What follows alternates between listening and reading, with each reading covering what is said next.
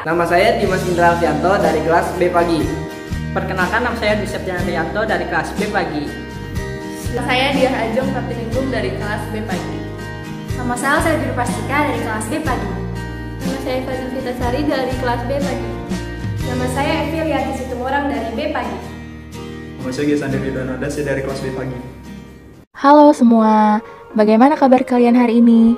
Kali ini kami akan menjelaskan tentang apa sih yang dimaksud dengan model bisnis kanvas dan bagaimana penerapannya dalam bisnis web design. Langsung aja yuk, let's check it out!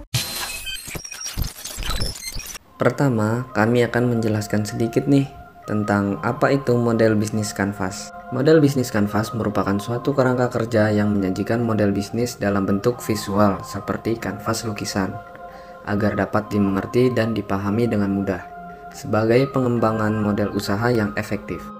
Jadi, di dalam model bisnis kanvas ada 9 komponen. Apa saja sih 9 komponen itu? Yang pertama, customer segment. Yang kedua, value proposition. Yang ketiga, channel. Yang keempat, customer relationship. Yang kelima, revenue stream. Yang keenam, resources. Yang ketujuh, activities. Yang kedelapan, partnership. Yang kesembilan, host. 1. Customer segments. Yang dimaksud customer segments yaitu menentukan segmen pelanggan mana yang akan menjadi target bisnis. Value proposition. Poin ini berisi tentang solusi yang ingin ditawarkan kepada pelanggan, seperti nilai apa yang akan diberikan kepada pelanggan dan apakah produk tersebut dapat memenuhi kebutuhan pelanggan secara spesifik berdasarkan segmen pasar yang tersedia. Channels merupakan sarana untuk menyampaikan nilai atau manfaat dari produk kepada customer segment yang mencangkup bagaimana memberikan layanan kepada customer dan cara customer dapat memperoleh produk. Customer relationship yaitu hubungan yang terjalin dengan pelanggan agar pelanggan tidak mudah berpaling ke bisnis yang lain serta memerlukan pengawasan yang ketat dan intensif. Selanjutnya, revenue stream. Revenue stream adalah sebuah cara yang ditempuh pemilik usaha untuk mengelola pendapatan.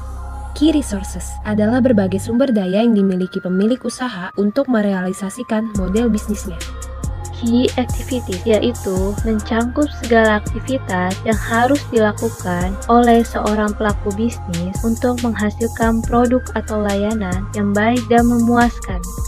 Key partnership, yaitu pihak-pihak yang mempengaruhi sukses atau tidaknya suatu bisnis, bisa dibilang yang mengikat kerjasama dengan bisnis kita. Cost structure meliputi biaya apa saja yang harus dikeluarkan untuk membentuk, memproduksi, dan memasarkan produk atau layanan bisnis.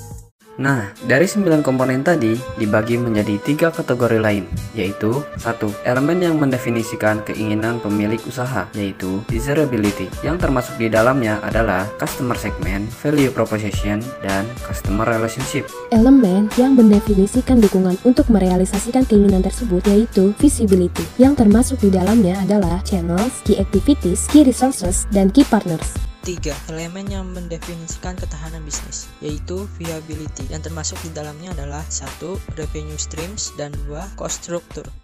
Nah, setelah kita mengetahui tentang apa itu model bisnis kanvas, sekarang kita beralih dalam penerapannya dalam bisnis web design. Apakah kalian tahu apa itu web design? Perancangan web atau web design adalah istilah umum yang digunakan untuk mencakup bagaimana isi web konten ditampilkan, biasanya berupa hypertext atau hypermedia yang dikirimkan ke pengguna akhir melalui World Wide Web dengan menggunakan sebuah browser web atau perangkat lunak berbasis web. Tujuan dari web design ini adalah untuk membuat website atau sekumpulan konten online termasuk dokumen dan aplikasi yang berada pada server atau web server. Cara merancang model bisnis kanvas adalah dengan menjabarkan 9 unsur penting dari ide bisnis yang akan kita buat. Berikut merupakan 9 unsur penting ide bisnis tersebut.